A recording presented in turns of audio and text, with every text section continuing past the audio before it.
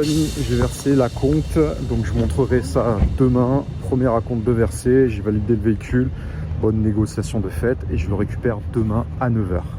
Je vous partagerai ça un petit peu plus tard.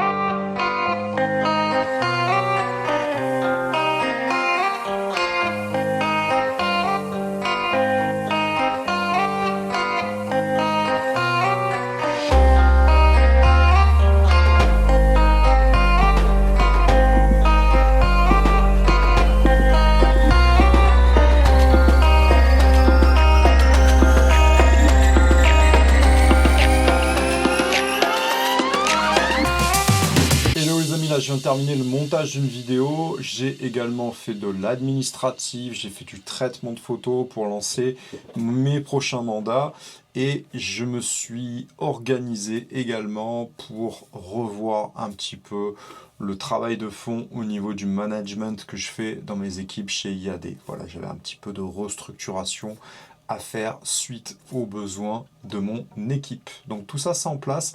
Et dans les prochains vlogs, vous verrez, là j'ai commencé un peu l'organisation de la recherche de ma voiture parce qu'on rentre dans l'hiver, donc il me faut une voiture. Donc je pense que je vais, a priori, si les choses ne changent pas, là j'ai rendez-vous avec les commerciaux jeudi matin. Et ça sera, je pense, un 4x4. Un 4x4 de couleur blanche. Je vous donne pas encore la marque. C'est une marque allemande en tout cas. Donc voilà, je vous montre tout ça dans les prochaines vidéos.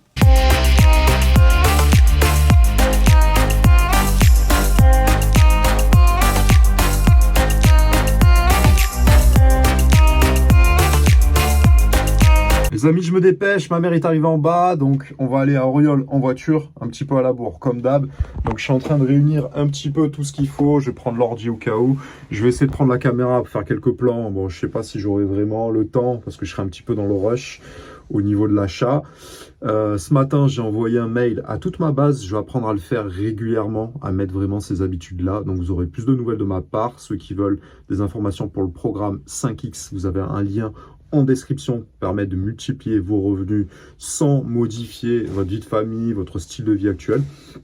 Et j'ai eu un échange avec Aurélie, ma marraine, pour que voilà, régulièrement maintenant, on est avec plus de proximité pour être encore plus efficace pour nos équipes et c'est extrêmement important. Allez, je file, je me prépare, je vais là-bas, il faut que je négocie le prix de la voiture, si elle me plaît évidemment, et que je négocie la carte grise, je vous dirai si j'ai réussi à obtenir tout ça. Je me bouge, let's go! Eh ben ça y est les amis, ça y est, j'ai acheté le véhicule, donc c'est cool, je vais vous en faire rapidement la présentation. Là, je suis sur le parking. Je vais filer à un R1, j'ai une estimation à faire et si j'ai le temps, je vous fais faire un petit peu le tour du véhicule et je vous ferai un essai routier un petit peu plus tard. Donc voilà, on est sur un GLK Mercedes, donc c'est un petit 4x4. Hop, hop, ça ressemble à ça. Donc c'est assez budget buildé, moi j'aime bien. Donc il y a un peu de carrosserie à faire, mais en fait moi je suis à Marseille et c'est vrai que les véhicules prennent assez cher. Vous voyez, il y a un grand coffre, ça peut se rabattre également. À l'arrière, on a de la place. Il faut que je me trouve un petit siège auto pour bébé. À l'avant, j'ai pas mal d'options. Donc j'ai tout le confort qu'il faut. Je vais me dépêcher parce que je vais gêner la voiture. Et je vous ferai une autre présentation un petit peu plus tard. Voilà les amis, écoutez, là je fais mes premiers mètres avec vous. C'est assez agréable, c'est ma première automatique. Donc franchement ça se prend en main très facilement. Je vais essayer de ne pas l'écorcher dans les premiers virages. Ça serait quand même assez dommage. Et voilà, j'ai fait une très bonne affaire. Je l'ai négocié presque 1000 €. Et par où je vais passer là? Je vais plutôt passer directement par là, c'est un peu plus large. Bon, dans un premier temps, vous savez comment c'est, on ne fait pas vraiment les fiers. Il y a un bon moteur, c'est un 170 chevaux. Un 220 Mercedes CDI 4matic. 7 rapports normalement. Je peux passer les rapports en automatique, en séquentiel ou bien également directement à la boîte. Donc ça c'est cool. Et puis voilà, hein. Là j'ai vraiment tout le confort qu'il faut pour aller prospecter en dehors de Marseille. Et j'ai hâte de vous partager tout ça. Allez, c'est parti. Donc le retour s'est bien passé. J'ai signé mon assurance par signature électronique. Et voilà, c'est mon première fois que je me gare. Comment ça marche? Hop, les rétros se rabattent. Tout va bien. Il manque juste mon stationnement. J'espère que ça va aller. Hop, hop, hop. Voilà. Donc, écoutez les amis, là, le client m'a appelé. La bête est là. Le client m'a appelé, donc je retourne chez moi, au bout de la rue. Je récupère les dossiers, les documents pour me faire mes estimations. Et après, je me dirige chez le client qui habite à 5 minutes. En fait, c'est pour ça que c'est important d'être bien référencé sur Internet. En fait, le client m'a trouvé via Google My Business parce qu'on est vraiment voisins. Donc là, c'est quelqu'un... Ici, vous voyez, j'ai une étude notariale qui est juste à côté de chez moi. C'est pratique. Le client est un bailleur, donc c'était son logement qu'il a mis en location. Il habite sur Aix-en-Provence maintenant, à peu près à une demi-heure de Marseille. Et du coup, le bien est encore loué, donc il va devoir faire l'estimation, faire un congé pour vente. On va vérifier son bail avec lui pour voir si on a bien la possibilité en effet de résilier, ou en tout cas de vendre dans ces conditions. Et ça sera un projet pour plutôt 2025. Mais en attendant, il doit d'abord savoir le prix, en informer les locataires qui seront prioritaires forcément. Et on verra avec lui s'il est préférable d'attendre que les locataires partent pour vendre avec une meilleure valorisation, ou bien est-ce qu'on peut attaquer les visites pendant que eux sont encore sur place. Voilà. Je vous dirai ça. En tout cas, c'est à proximité de chez moi, donc c'est très bien. Allez, je me prépare. Je suis un petit peu à la bourre, comme d'habitude. Et je vous dis à tout à l'heure. Allez, on avance. Qu'est-ce qu'il faut pour faire une estimation? Il faut un document d'estimation. Donc voici le mien, il est très concis. Ça permet de garder un visuel direct avec son client et ne pas de se perdre dans les informations. Si vous n'en avez pas, contactez-moi, je vous l'enverrai par mail. Également, mètre laser, toujours vérifier les mesures, c'est extrêmement important. Votre carte de visite et voilà, le reste, c'est pas très important. J'aime bien avoir un repose-main également, donc je pense que je dois avoir ça qui traîne quelque part. Voilà, ça fait beaucoup plus pro, tout simplement. Donc ça, on le met là. Et avoir un stylo qui écrit bien. Voilà, c'est pas plus compliqué que ça. Allez, let's go. L'estimation est terminée. Donc je vous montrerai ça un petit peu plus en détail. Ça ressemble globalement à ça.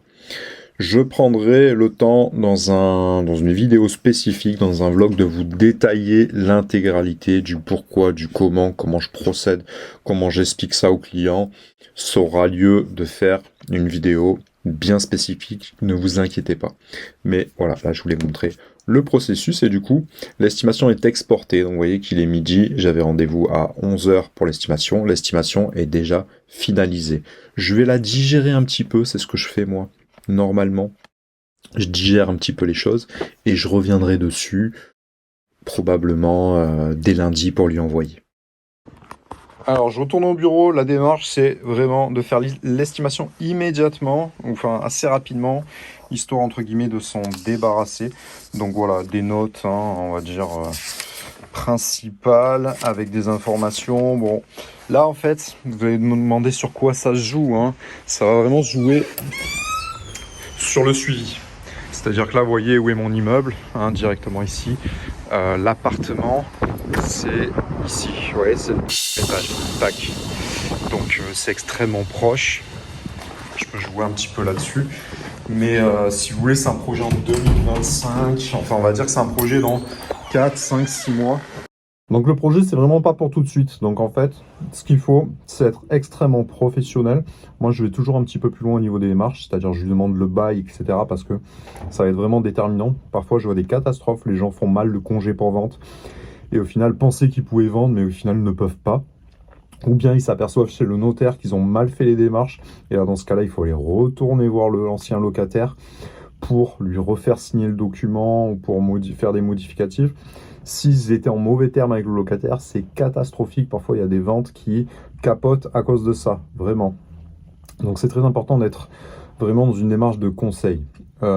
Après, ça va se faire vraiment au niveau du suivi, c'est-à-dire moi, j'essaie de voir justement au niveau du projet d'achat s'il avait besoin d'être encadré. Je vais bien expliquer le concept IAD, je vais bien expliquer les avantages qu'il y avait. Donc, pourquoi est-ce que c'était plus intéressant de passer par nous plutôt qu'un collègue, hein. Là, on est 4 confrères à enchaîner. Donc là, il fait 4 estimations vraiment qui s'enchaînent toutes les 20 minutes, toutes les demi-heures quasiment.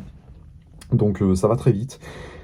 La différence vraiment va se faire sur le suivi de la clientèle. Donc ne pas oublier cette personne, le relancer au niveau de son projet d'achat parce que pour l'instant, lui, il a besoin de nous évidemment, mais là, il va avoir 4 estimations. Donc qu'il en ait 3 ou 4, ça va pas changer grand-chose si je la bâcle entre guillemets, mais c'est pas le moment de la bâcler, vous avez compris. Mais en tout cas, voilà, là, on va être vraiment très carré, mais c'est plus au moment où lui aura besoin de nous, c'est-à-dire au moment où il va se mettre à rechercher sa maison et au moment où il aura trouvé. Si possible, l'aider sur l'achat, ça permettra d'avoir un point d'ancrage. Et à ce moment-là, il y aura une vraie urgence de vendre. Donc c'est à ce moment-là où vraiment il faudra être dans les starting blocks. Là, ce que je vais faire, c'est que je vais être professionnel, je vais lui faire des vidéos complémentaires pour le projeter sur les informations d'après. Mais émotionnellement, je ne vais pas trop m'impliquer non plus. C'est-à-dire, je fais le taf, je passe rapidement à autre chose parce que c'est un projet qui sera dans 6 mois et j'ai assez peu d'impact dessus. Donc voilà comment ça va se procéder.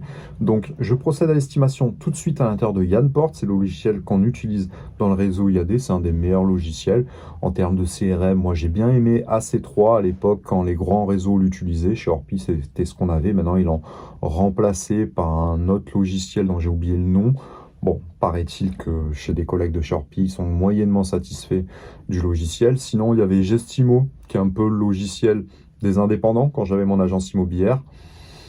C'est pas mal, c'est pas mal. Sans plus, mais c'est pas mal. Il y a des trucs qui sont très bien, l'ergonomie est très bien, ça c'est simplifié. Après, voilà, il y a, bref, bon, ça a certaines limites, mais c'est plutôt un bon logiciel. Yanport, c'est... Non, Gestimo, pardon, Gestimo c'est très bien, c'est le document pour faire les estimations, c'était très bien. Yanport, c'est vraiment l'équivalent à Gestimo, c'est vraiment aussi bien. Bref, je procède à l'estimation et après j'enchaîne le reste des rencontres. Alors, là, j'ai pris toutes mes affaires et j'ai... rendez-vous. Hop. Merde. Ah, c'est une blague. Il n'y a pas de pile dans celle-là. Putain. J'ai rendez-vous à La Ciotat pour rencontrer Caroline. Putain, mais ça marche pas, c'est une blague. Ça ne marche pas du tout. Moi, je peux le faire, hein. Je peux pas. Bon. Bon, je vais y arriver, c'est nouveau, hein. J'essaierai de trouver un support pour fixer ça à la voiture. Hop, ça bouge un peu. En fait, j'arrivais pas à ouvrir la voiture parce que la deuxième clé que j'ai prise, il n'y avait pas de pile dedans. Il y avait des piles que dans la première, entre guillemets. Et donc du coup, j'ai trouvé, en fait, il y a un petit clapet là sur les clés Mercedes pour retirer, non pas la clé électrique, mais il y a une petite clé à l'intérieur qu'on peut extraire pour déverrouiller la portière. Du coup, voilà, j'ai pu aller. Donc, comme je vous disais, j'ai rendez-vous là, La Ciotat, je file à La Ciotat. J'ai rendez-vous avec Caroline qui me suit sur Instagram. J'ai pris le pli de parler un petit peu à toute ma communauté, les uns après les autres. Il y a des belles connexions à faire avec les gens qui nous suivent sur les réseaux. Et il peut y avoir aussi des opportunités, évidemment. Donc là, j'ai dit que j'étais dans l'immobilier, que je cherchais à développer La Ciotat. Elle m'a dit, ah tiens, ça m'intéresse. Donc voilà, du coup, on a rendez-vous là à 13 h. Je vais être un peu en retard, je pense. Et on va en parler. Honnêtement, je n'ai pas creusé plus que ça. J'ai en profité juste après pour prospecter un petit peu. Et je ne sais pas si elle s'intéresse à devenir conseillère en immobilier ou si elle a un projet d'immobilier et si elle habite sur place, peut-être ça peut devenir un apporteur d'affaires. J'en sais rien, je vais découvrir ça. Donc voilà les amis, rendez-vous à La Ciotat.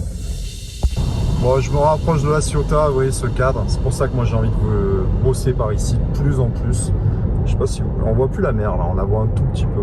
Bon, je vous montrerai ça si je peux me rapprocher, si j'ai un petit peu de temps, je vous montrerai ça. En tout cas, c'est hyper agréable. On est vraiment au bord de mer, dans les arbres. Hop, hop, hop, vous voyez ça? Voilà. Ça fait du bien. Bon allez, j'essaie de... Mais je vous dis à tout de suite les amis, à tout de suite, on continue. J'adore ce cadre, j'adore cet endroit, il y a un coworking. Donc là, je me dirige vers le coworking du Moxie. À tout de suite. Les amis, je suis à l'intérieur de mon nouveau bureau. Je suis en train de configurer tout ça. Je suis en train de voir sur Amazon comment est-ce que je peux me fixer un iPad là, un truc avec l'ordi. Bref, je suis en train de configurer ma voiture pour que ça devienne mon nouveau bureau, pour être beaucoup plus efficient, beaucoup plus efficace. Voilà, le but, c'est vraiment d'être le plus efficace possible. Donc là, j'ai un petit setup à régler. J'ai également chargé dans le coffre tous les flyers avec des caissons. Et après, je verrai, il faut que je me trouve une housse pour mettre également ma trottinette électrique. Et voilà, le but, ça sera d'aller sur un secteur en particulier, d'aller prospecter avec la trottinette. Et après, si justement j'ai des saisies à faire, si je rencontre des gens, que j'ai de quoi me caler à l'intérieur du truck, du 4x4, pour pouvoir bosser avec la tablette, avec l'iPad Pro, et également voir avec un ordinateur, boum boum, pour être efficace, et après retourner sur le terrain. C'est des petits ajustements à faire, mais ça rend plus efficace. Je vous expliquerai ça en détail un peu plus tard.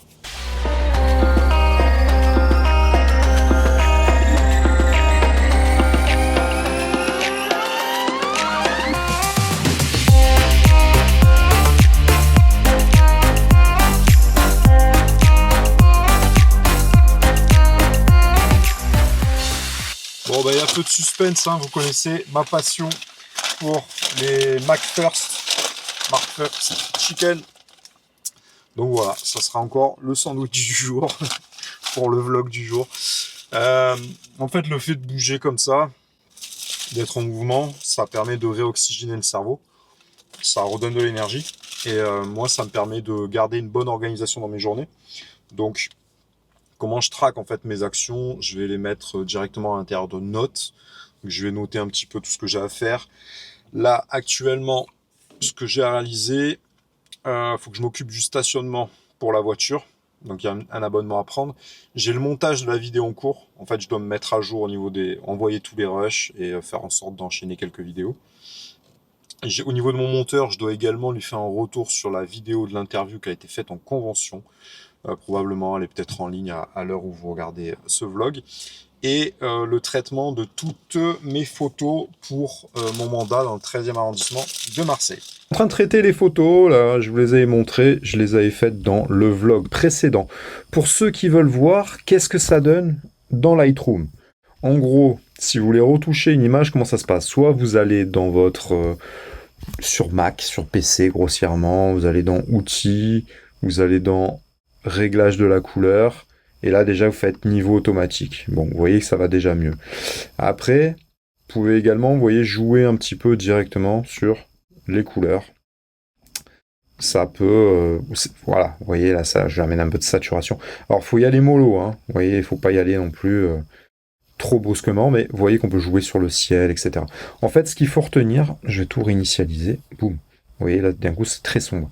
Ce qu'il faut retenir, c'est que, en fait, souvent, les premières images sont vues en petit. Donc, en fait, il faut rajouter un peu plus de lumière. Il faut être un peu plus tape à l'œil, hein. C'est le premier regard est important.